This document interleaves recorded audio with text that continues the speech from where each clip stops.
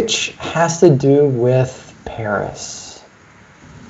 Okay, not really Paris, but actually the... I was going to say Paris? Paris, yeah, Texas? Paris. They were all going to Paris. Yeah.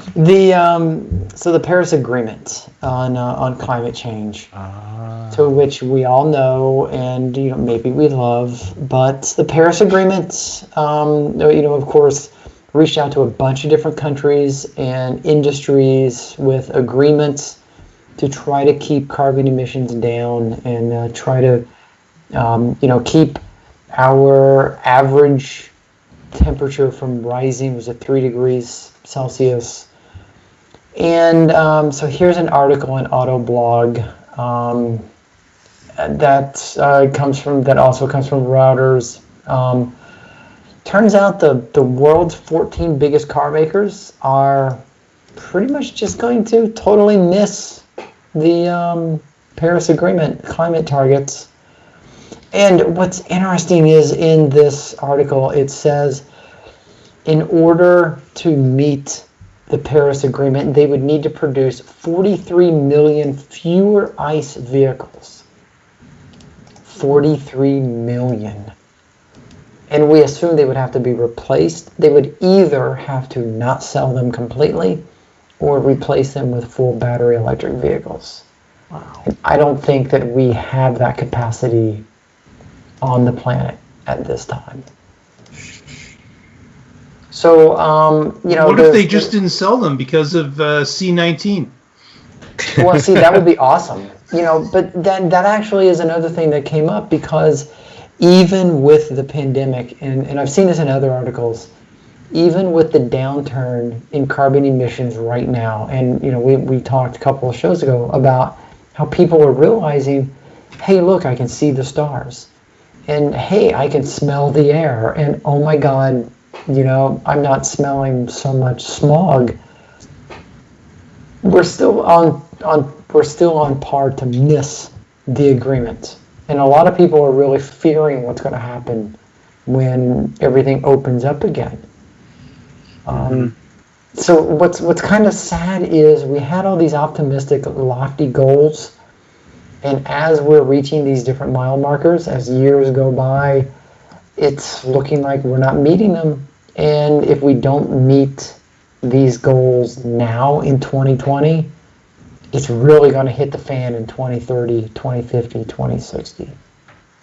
Yeah, there was a mock documentary called the Age of Stupid, or the Decade of Stupid, and so it's shot in the near future where they're having these horrible impacts from global warming, and then they're trying to study when could we have changed this, and when did we know about it, and of course they find out that answer is today, now, and that we are aware that we will have horrible a future if we don't do something about it. We have the technology to do something about it, but we don't feel like it. And so this era was labeled the Decade of Stupid because of that. So future generations, that's what they're going to call us if we don't do something about it. Well, I mean, when you hear all these politicians worldwide talking about how fearful they are of refugees, climate refugees, that's going to be on a scale they've never seen before. Right. Mm-hmm. Yep. Yeah, droughts and floods will make people move, people. Quickly. Mm-hmm. Yeah. Internationally, locally, you name it. Yep. Yeah, I saw another article was talking about, Florida is going to flood. Move now. Yeah. They'll destroy a lot of wealth, too. I mean, look at how much we have built around real estate. And then when real estate floods, it's gone. Mm-hmm. Yeah. Florida Keys will go, Manhattan Island. Yeah, and what percentage of the American population lives around water? It's like 85% or something. I mean, it's ridiculous. It's a stupidly high number. Yes, it is. Somebody did pointed it out that we have our border patrol here has a ridiculous range. Was it 100 miles? Yes. And then that covers 95% of the population because we are near water. And let that water come up, and guess what happens? Well, it looks like Montana is going to grow pretty big. Yeah. People are actually going to start moving into South Dakota. Willingly. Yeah, for the first time. Not just first transfers. Is that where the re-education camps are going to be, or is that? But the other problem with that becomes not just the influx of refugees, the wars for resources. I mean, water is critical. It's fresh water and food. I mean, because the arable land is going to change, and it's going to be a freaking nightmare. Remember when we thought Waterworld was fiction? Yeah. Yeah. Well, much like COVID-19, which people seem to think has disappeared, humans have a tendency to just go, you know what?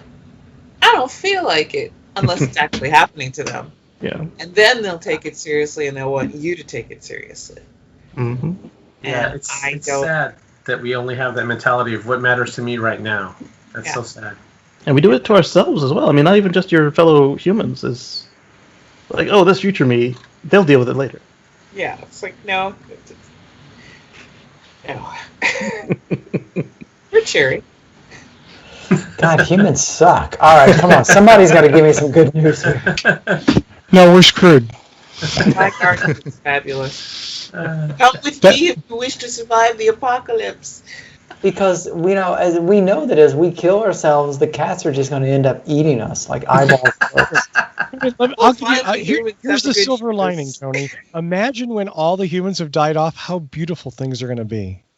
All the animals will be playing and running around, and there won't be any. It's so sweet. The lion will lay down with the lamb. Wait. See? Well, after it eats it, yes. Yeah.